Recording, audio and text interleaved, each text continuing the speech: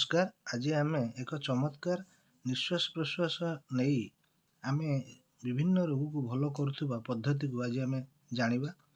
Deep breathing एक formula जहाँ 4-7-8 formula नाम परिचित। आम 4 सेकेंड निश्वास नवा एवं 7 सेकेंड ताको होल्ड करवा रखिबा एवं 8 सेकेंड ताको प्रश्वास छाड़िबा आदि ये फर्मूला को डीप ब्रीदिंग कह जाए बा डायफ्रामिक ब्रीदिंग कह जाए बा बेली ब्रीदिंग कह जाए थाए।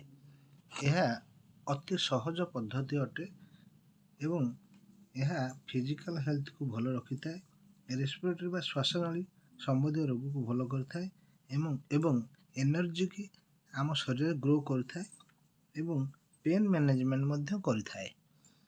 यही ब्रीदिंग नाभि ठारू मस्तिष्क जाके जाई थाए। यह एक कॉन्शियस ब्रीदिंग अटे।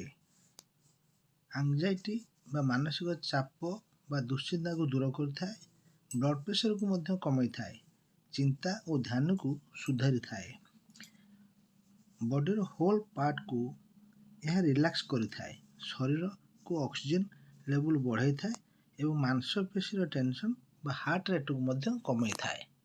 यह ब्रेन अल्फा मोड को नहीं थाए एवं भागस नर्व को एक्टिवेट करथाए। आम सेल एक बयस अच्छी एवं यह एंटी एजिंग रूपे मध्य काम करथाए। शरीर प्राण शक्ति की भरपूर करथाए एवं विटालिटी बा यूथफुल बा यौवन शक्ति रे भरपूर करी शरीर को रखि थाए।